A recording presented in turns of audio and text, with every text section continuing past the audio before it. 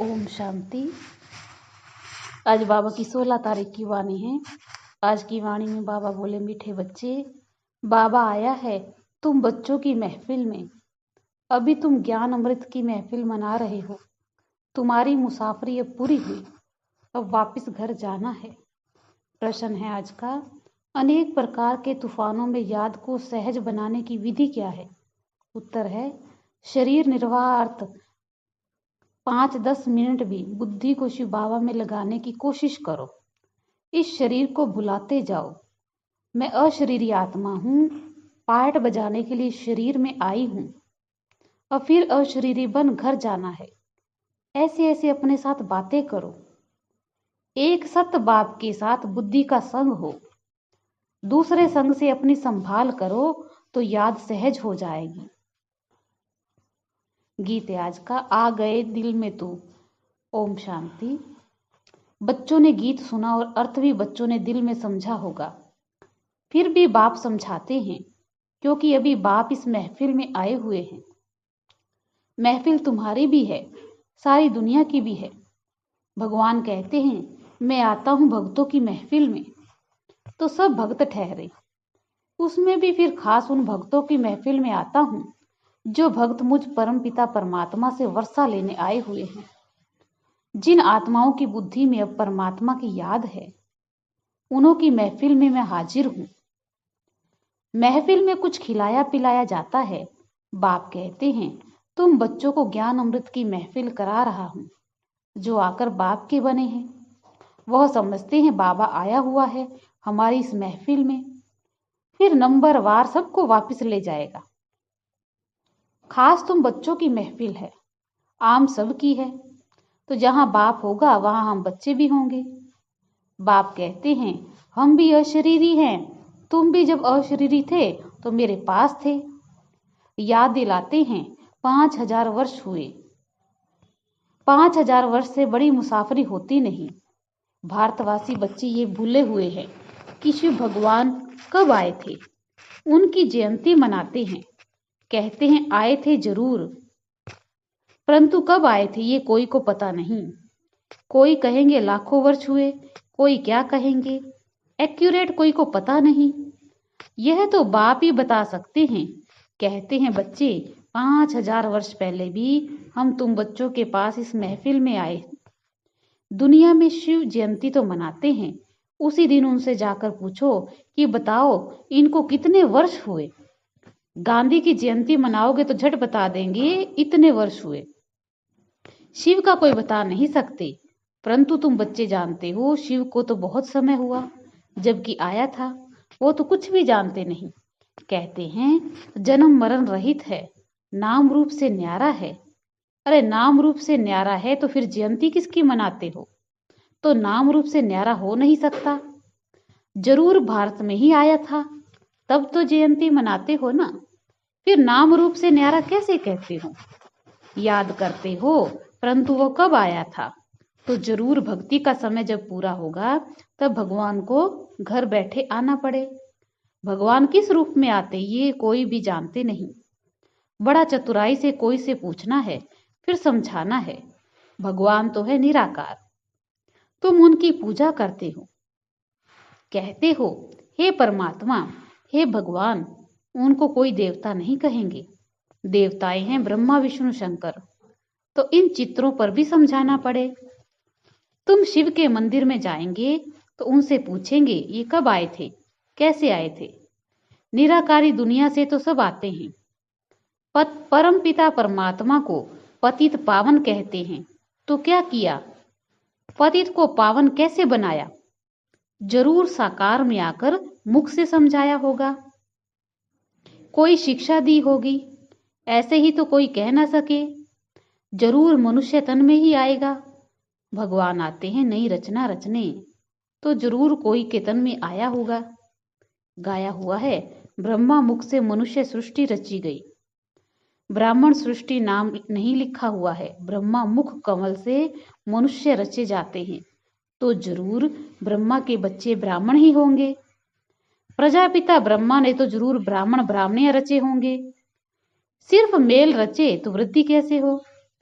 सिर्फ फीमेल रचे तो भी वृद्धि कैसे हो?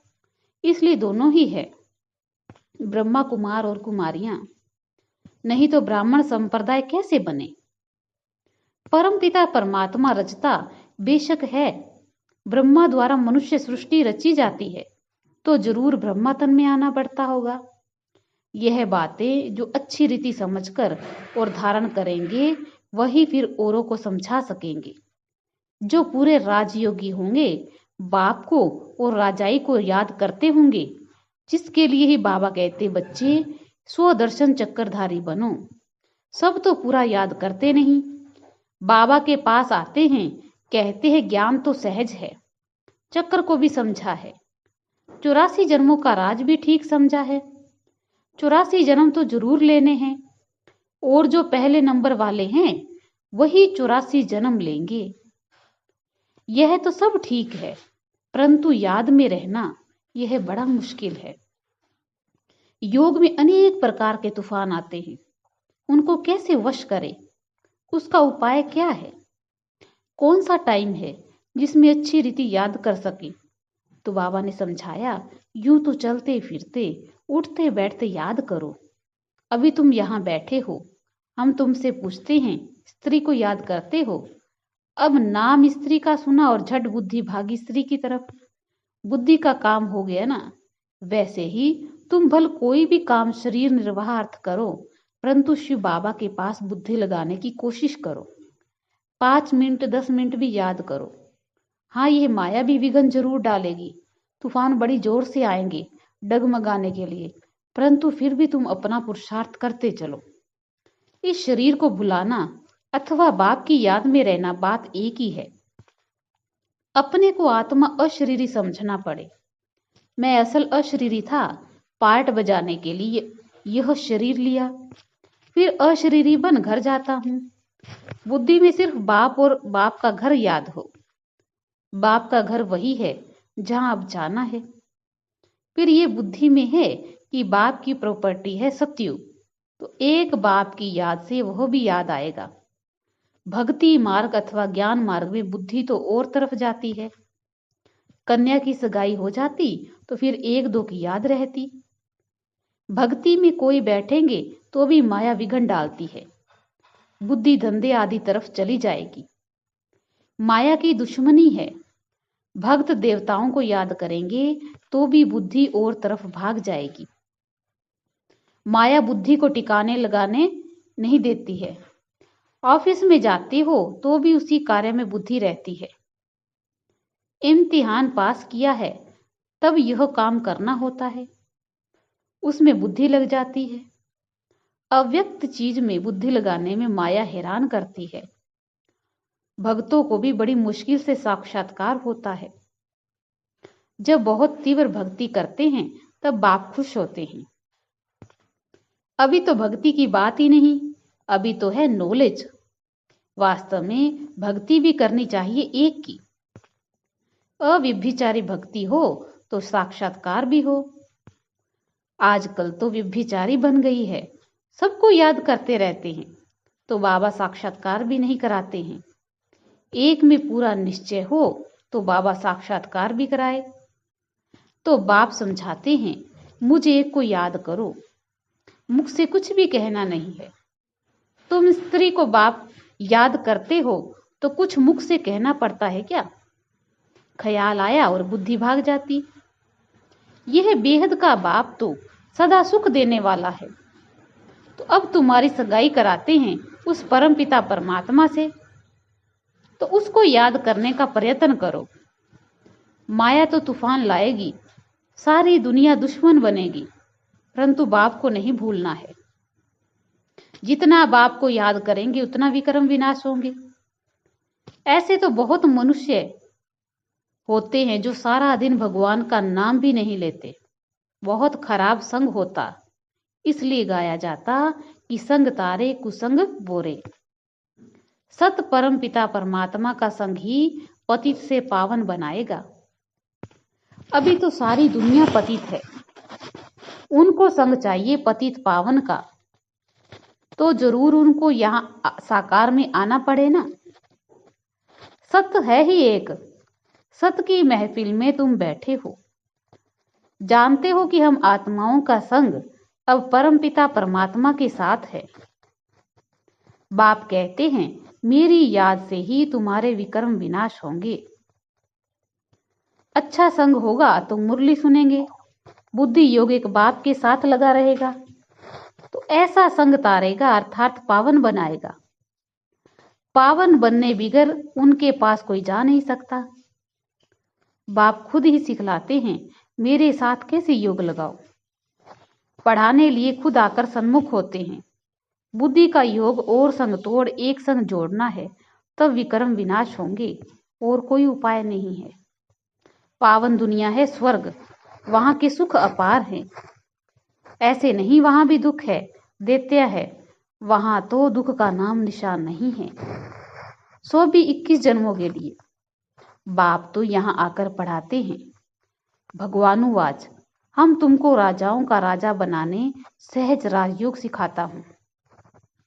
मनुष्य की बुद्धि में तो श्री कृष्ण का ही चित्र आ जाता। तुम्हारी बुद्धि में है कि हमको पढ़ाने वाला शिव बाबा है, जो ही ज्ञान का सागर है। वही तुम बच्चों को नॉलेज दे रहा है। यह है स्वदर्शन चक्रधारी त्रिकालदर्शी बनना। त्रिकालदर्शी माना तीनों कालों को जानना, सृष्टि के आदि मध्य अंत को और तीनों लोकों को जानना। मूल वतन, सूक्ष्म वतन, स्थूल वतन को भी तुम जानते हो। तुम्हारे में भी नंबरवार पुरुषार्थ अनुसार जानते हैं, बाकी इसमें तकलीफ कोई नहीं है। शरीर निर्वाह भी करना है। ऐसे नहीं कहा जाता कि कन्या को भी शरीर निर्वाह अर्थ माथा मारना है। कन्या को पति के पास रहना है। शरीर निर्वाह पति को करना है, कन्या को भी अपने पैरों पर खड़ा रहना है। एक कहानी है ना, एक कन्या ने बाप को कहा, मैं अपने नसीब का खाती हूं। तो तुम कन्याएं भी अपना पुरुषार्थ कर रही हो।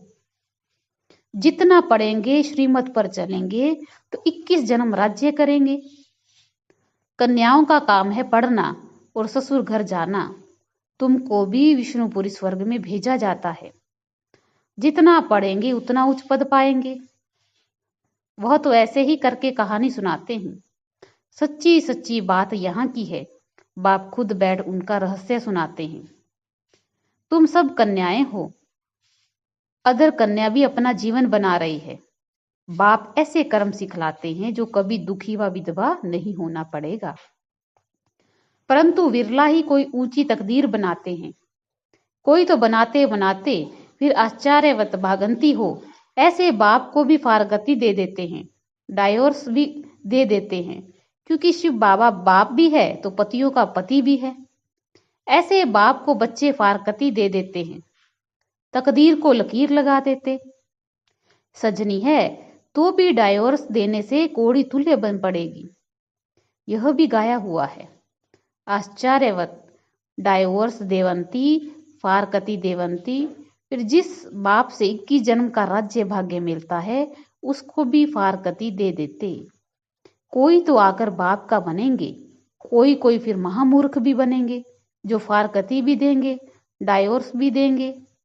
चलन से ही मालूम पड़ जाता है। विकार में जाते रहते, फिर छिप छिप कर बैठ जाते, फिर लिख भेजते कि बाबा भूल हो गई, क्षमा करो। अब 100 गुना दंड तो चढ़ गया, वह कैसे कैंसिल हो। सच बताने से आधा माफ हो जाए। इसलिए बाबा कहते, छिप कर कभी विकार में नहीं जाना, ना ही फैमिलियरिटी में ही आना है।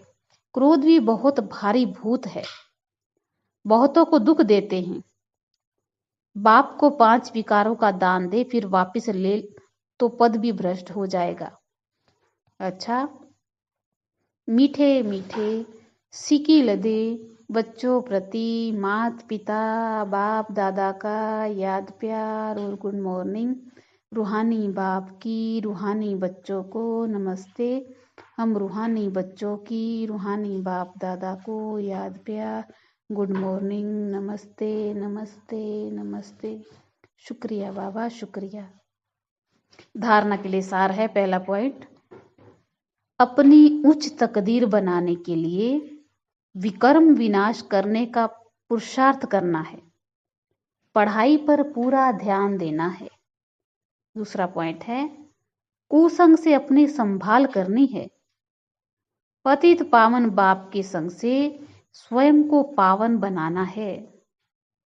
वरदान है आज का, स्वदर्शन चक्रधारी बन, हर कर्म चरित्र के रूप में करने वाले माया जीत सफलता मूर्त भव।